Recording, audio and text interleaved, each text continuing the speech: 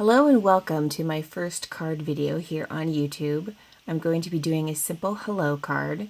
So to start, I'm making some registration marks across my 4 1/4 by 5 1/2 inch piece of cardstock.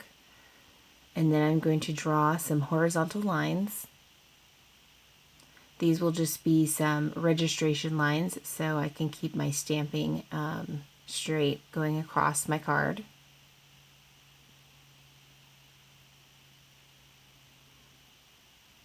Next, I'm going to be taking my Hero Arts Hello stamp set and stamping it with the Memento ink in London Fog.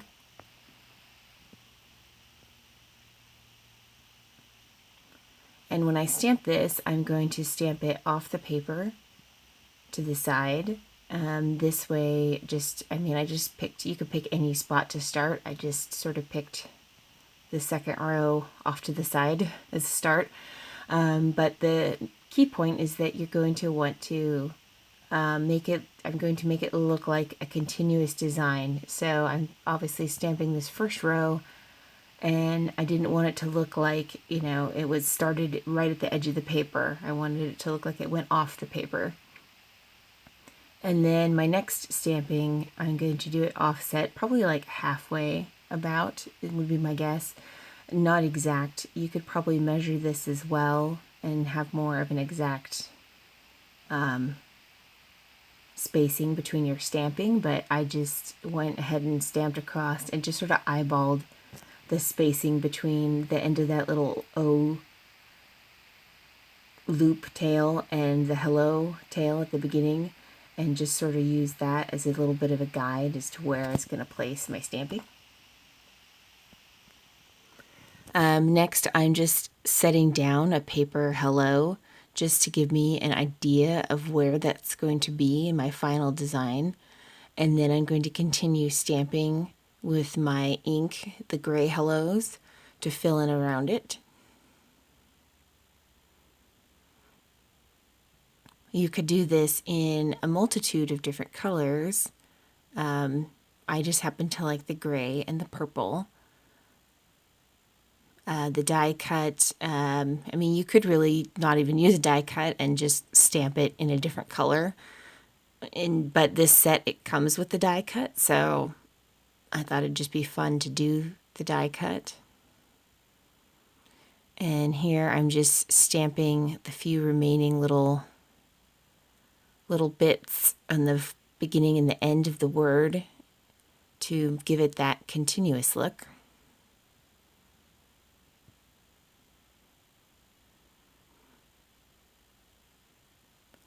Next, now I'm going to clean off my stamp really quick, and then I'm going to erase those pencil lines, and that will give it this really nice look.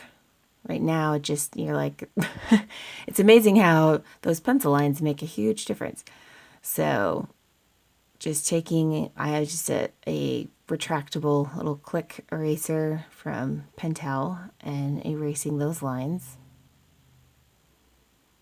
And now you can see how it just looks really nice, and it looks more like mysterious. Like, how would you do that after you erase the lines? It's like, how did we get that so even? And now I'm going to glue down that die cut using some Ranger Multimedia Matte. And I just put it in this little squeeze tube because it has a fine tip. So I could get that applied on there, nice and thin layer, without it going everywhere. Probably could have used my Xyron Create a Sticker or some other thing to just quickly adhere this down. Takes some time to really get the glue down exactly where you want it. That's why I've just sped this video up, because all of these steps take a little bit of time to get them just right. And I'm just using some just really plain old tweezers to place that down, and then carefully tap it down in place so that it's all adhered down to the paper. Just cleaning up a little bit of glue off some of the edges. If you catch it while it's wet, it just, disappears, that multimedia matte. You don't notice that there was ever a glue mistake. Here is my card base. I decided to do a side opening card, so I just cut it by 4 1/4 by 11, scored it 5 1/2, and we'll just glue that to the top of the card base.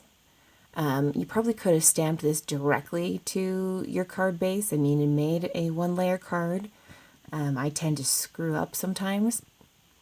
So I feel like if I start with, just a 4 1/4 by 5 1/2 piece of cardstock, I can always glue it to a card base. And if I screw up, I can set it aside and start over. And I don't ruin a whole card base if I mess up on one little thing.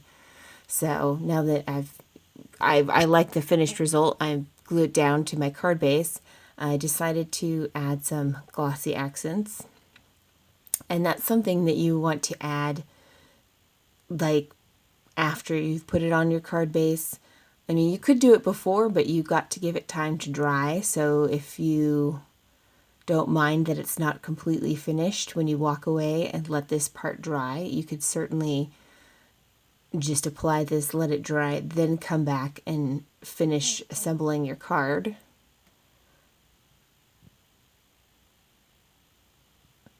This could also be really cute with a colored card base and maybe trimming off a little bit off the edges so a little bit of that color is peeking through. Looking at it now, I feel like there could be just a little more color.